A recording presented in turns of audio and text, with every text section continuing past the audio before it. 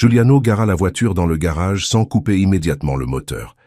Il resta quelques secondes immobile, les mains posées sur le volant, fixant le vide devant lui comme il le faisait tous les jours depuis qu'Adriana était partie. La maison semblait trop grande, trop silencieuse, trop lourde. Il respira profondément, prit sa mallette sur le siège passager et sortit de la voiture, refermant la portière avec un soin excessif, comme si le moindre bruit pouvait briser quelque chose de déjà fragile depuis longtemps. Dès qu'il traversa le couloir latéral et arriva dans le jardin, le son le frappa avant l'image. Des cris aigus, des rires forts, des pas qui couraient dans l'herbe. Giuliano fronça les sourcils, perplexe. Cela n'avait aucun sens. Ses enfants ne criaient pas comme ça, ne riaient pas comme ça, ne couraient pas comme ça. Il fit encore quelques pas et alors il vit. Les 4 garçons étaient complètement trempés, courant en cercle sur la pelouse, glissant, tombant, se relevant et riant encore plus fort. Les t-shirts collés au corps, les cheveux dégoulinants, les pieds nus couverts de terre, et au centre de ce chaos se tenait Béatrice, tenant le tuyau d'arrosage à 2 mains, tournant sur elle-même, en essayant de les atteindre avec le jet d'eau, riant avec eux comme si cette scène était la chose la plus naturelle au monde. Giuliano s'arrêta, littéralement s'arrêta. Son corps se figea, ses pieds se plantèrent dans le sol, et la mallette faillit glisser de sa main moite. Cette image ne correspondait pas à la réalité qu'il connaissait. Depuis le départ de leur mère, ses enfants s'étaient transformés en petites ombres silencieuses.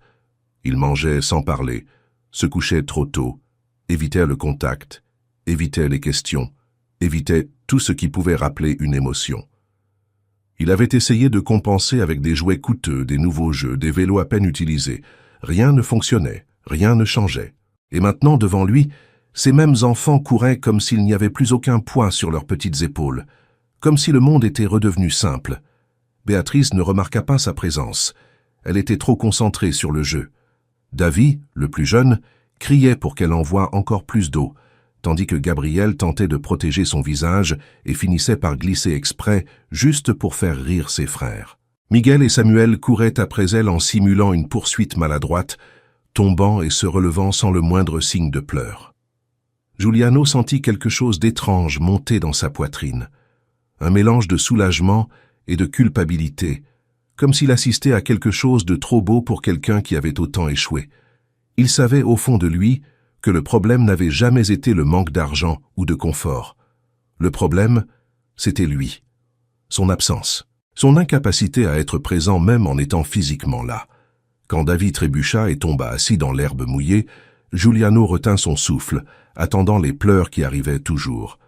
Mais ils ne vinrent pas. Le petit garçon regarda Béatrice et se mit à rire encore plus fort, comme si tomber faisait partie du jeu. Béatrice lâcha le tuyau et courut vers lui, s'accroupissant rapidement. « Tu t'es fait mal ?» demanda-t-elle, la voix calme et un grand sourire aux lèvres. Davy secoua la tête toujours en riant et tira fort sur son bras. Béatrice perdit l'équilibre et tomba assise à côté de lui, déclenchant des cris de joie chez les 3 autres, qui se jetèrent sur elle comme si c'était un plan secret. En quelques secondes, elle était par terre, entourée de 4 enfants collés à elle, tous riant, tous parlant en même temps. Giuliano sentit ses yeux le brûler. Cette scène faisait mal parce qu'elle montrait tout ce qu'il n'avait pas su être. Il fit un pas en arrière, voulant disparaître avant que quelqu'un ne le voie là, témoin de quelque chose qui ne lui appartenait pas. Mais Gabriel leva son visage trempé et le vit. Le sourire du garçon disparut instantanément. Son corps se raidit. La joie sembla s'évaporer dans l'air, comme si on avait actionné un interrupteur invisible. Béatrice perçut le changement et tourna la tête, découvrant Giuliano immobile près de la porte, costume froissé et visage fatigué. Elle se releva rapidement, essuyant ses mains sur sa jupe mouillée, visiblement tendue. Cette expression de quelqu'un qui pense avoir fait une erreur, qui s'attend à une réprimande, une limite, peut-être même un licenciement. Elle ouvrit la bouche pour parler, mais Giuliano leva lentement la main. « Ne t'arrête pas, dit-il, la voix trop basse pour quelqu'un habitué à commander. Béatrice cligna des yeux, confuse. « Ne t'arrête pas, répéta-t-il, un peu plus fermement. S'il te plaît, continue. » Le soulagement traversa visiblement son visage. Ses épaules se détendirent, son corps se relâcha.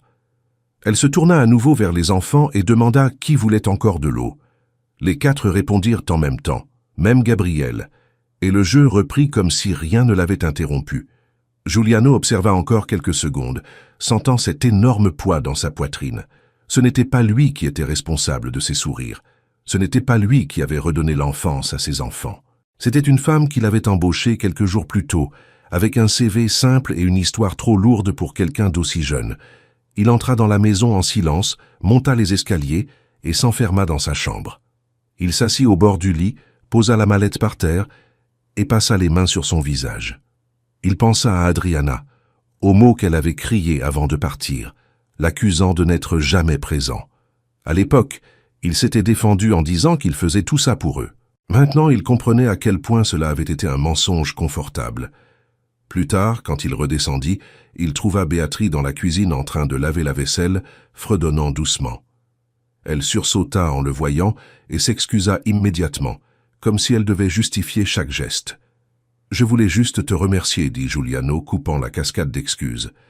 Ça fait très longtemps que je n'avais pas vu mes enfants comme ça. » Béatrice sourit simplement, presque timidement. « Les enfants ont juste besoin de jouer, monsieur. Parfois, c'est tout. » Ces mots résonnèrent longtemps dans sa tête. Juste ça. Quelque chose de si simple qu'il avait réussi à rendre impossible. Cette nuit-là, en regardant les 4 garçons dormir, Giuliano sentit quelque chose changer en lui. Ce ne fut pas une grande décision ni une promesse héroïque. Ce fut une prise de conscience silencieuse. S'il ne changeait pas, il perdrait quelque chose que tout l'argent du monde ne pourrait jamais racheter. Et cet après-midi, dans le jardin, avait rendu cela trop évident pour être ignoré. Les jours suivants, Giuliano commença à rentrer plus tôt. Au début, ce ne fut ni par courage, ni par une transformation radicale. Ce fut par inquiétude. Quelque chose en lui ne laissait plus le travail occuper chaque minute de la journée comme avant. Il quittait le bureau avec le sentiment de fuir, mais aussi avec une étrange peur de rentrer et de ne plus trouver cette légèreté qu'il avait vue dans le jardin. Et presque toujours, il trouvait Béatrice avec les enfants. Un jour, ils étaient assis par terre sous la véranda à dessiner avec des craies de couleur. Le lendemain, il faisait des biscuits dans la cuisine, avec de la farine partout et des rires résonnant dans la maison. Les garçons étaient différents, plus détendus, plus bavards, plus vivants. Et Giuliano observait tout cela de loin, ne sachant pas exactement où se situer, ayant peur de briser cette fragile harmonie. Béatrice ne le pressait jamais, ne lui faisait jamais remarquer les choses, ne le mettait jamais au centre. Elle créait simplement de l'espace. Elle encourageait les garçons à appeler leur père, à lui montrer ce qu'il faisait, à l'inclure de façon naturelle, sans exigence. Et c'était cela qui faisait toute la différence. Peu à peu, Giuliano commença à s'asseoir par terre avec eux. D'abord maladroitement, le corps raide, ne sachant pas quoi dire. Puis il commença à écouter, à poser des questions, à rire. Il découvrit que Miguel adorait dessiner des maisons, que Samuel aimait inventer des histoires improbables et que Gabriel portait une maturité qui ne correspondait pas à son âge. Il découvrit aussi que David n'avait besoin que d'attention pour se sentir en sécurité. Une nuit après que les enfants furent endormis, Giuliano appela Béatrice pour parler. Elle s'assit sur le canapé, les mains sur les genoux, tendue, s'attendant à une réprimande. « Tu as tout changé ici, » dit-il avec sincérité. « Tu les as changés, et tu m'as changé moi aussi. » Béatrice essaya de minimiser, disant qu'elle faisait simplement son travail. Mais Giuliano savait que ce n'était pas vrai. Il savait qu'il y avait chez cette femme quelque chose qui allait bien au-delà de la fonction qu'elle occupait. Quelque chose qu'aucun cours ne pouvait enseigner.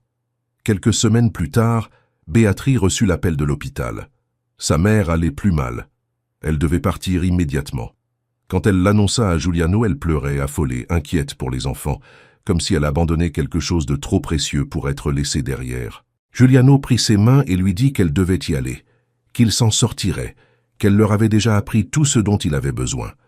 Béatrice pleura encore plus fort, serra chacun des garçons dans ses bras et partit cette nuit-là, avec seulement une petite valise. La maison changea à nouveau. Elle ne redevint pas froide comme avant, mais elle perdit quelque chose d'essentiel. Un silence différent s'installa, plus lourd. Les garçons demandaient après elle, tous les jours. Giuliano essayait de maintenir la routine, mais il commença à comprendre à quel point Béatrice faisait des choses que personne ne voyait. Le travail invisible, le soin constant, l'amour silencieux. Une semaine plus tard, le téléphone sonna au milieu de la nuit. Béatrice pleurait à l'autre bout du fil. Sa mère était décédée. Giuliano écouta en silence, sentant le poids de sa douleur traverser la distance. Il lui dit qu'elle n'était pas seule, que cette maison restait la sienne, qu'elle aurait tout le temps qu'il faudrait. Quand il raccrocha, il alla dans la chambre des enfants et resta là, les regardant dormir, avec la douloureuse certitude que rien dans la vie n'était garanti. Il se promit de ne plus gaspiller un seul jour.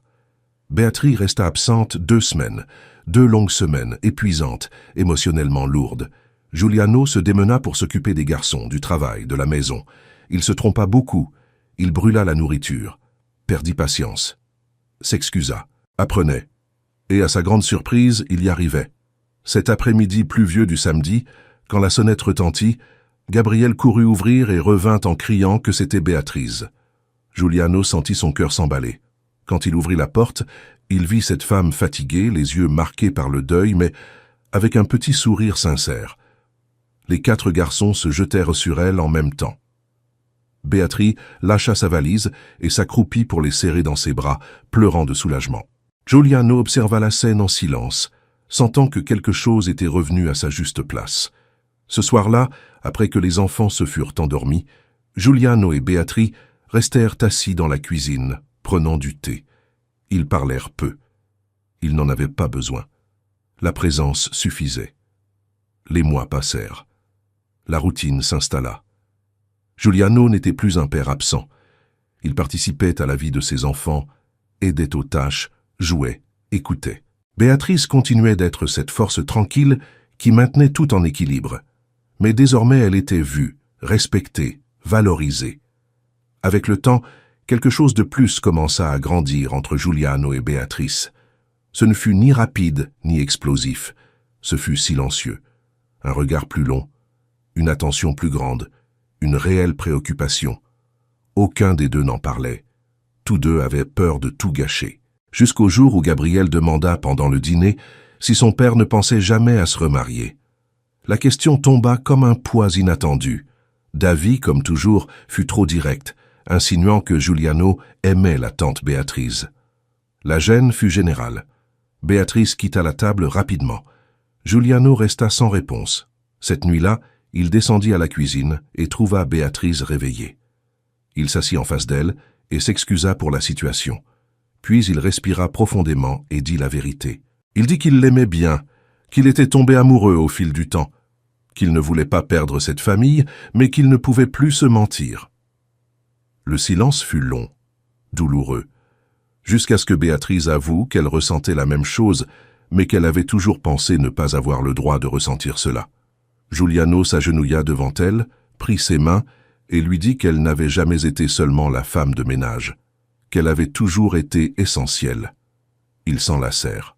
Ils pleurèrent, et ils décidèrent d'essayer. Quand les garçons l'apprirent, ils célébrèrent comme s'il s'agissait d'une victoire personnelle. Et, d'une certaine façon, c'en était une. Cette famille improbable s'était transformée en quelque chose d'encore plus fort. Giuliano et Béatrice se marièrent lors d'une cérémonie simple. Les garçons furent les témoins. La maison redevint pleine de rire, avec désormais une sécurité qui n'existait pas auparavant. Béatrice reprit ses études. Giuliano réorganisa son travail. La vie trouva un nouvel équilibre. Des années plus tard, assis dans le jardin à regarder ses petits-enfants jouer avec le tuyau d'arrosage, Giuliano prit la main de Béatrice et la remercia en silence. Tout avait commencé ce jour où il était rentré triste à la maison et n'avait pas cru ce que la femme de ménage faisait avec ses enfants. Tout avait commencé là. Le temps passa différemment après cela. Plus comme une succession de jours identiques, mais comme une construction lente et consciente de quelque chose que Giuliano n'avait jamais imaginé retrouver un jour. Il ne redevint jamais l'homme renfermé et distant qui, un jour, avait garé sa voiture dans le garage en ne ressentant que fatigue et vide. Il apprit à écouter, à se tromper sans fuir, à s'excuser quand il le fallait, et à être présent, même quand la journée avait été difficile. Béatrice continua d'être l'encre de cette maison. Pas parce qu'elle en avait besoin, mais parce qu'elle le voulait. L'amour qu'elle portait aux enfants ne diminua pas avec les années, il se transforma seulement. Il devint plus calme, plus sûr, plus profond. Les garçons grandirent en sachant qu'ils étaient vus, que leur voix comptait, qu'ils avaient un père qui désormais savait rester et une femme qui avait choisi de les aimer chaque jour. Giuliano n'oublia jamais la scène du jardin. Parfois, lors d'après-midi silencieux, il se souvenait encore du son des rires mouillés, du tuyau d'arrosage abandonné par terre, de la sensation écrasante de réaliser à quel point il avait échoué, et en même temps à quel point il restait encore du temps pour changer. Cet après-midi avait été le commencement de tout, le moment où il avait cessé de fuir et avait enfin commencé à vivre. Et chaque fois que quelqu'un lui demandait comment sa vie avait pu changer à ce point, Giuliano se contentait de sourire et pensait à la réponse qu'il ne disait jamais à voix haute. Tout a commencé quand il est rentré triste à la maison et qu'il n'a pas pu croire ce que la femme de ménage faisait avec ses enfants.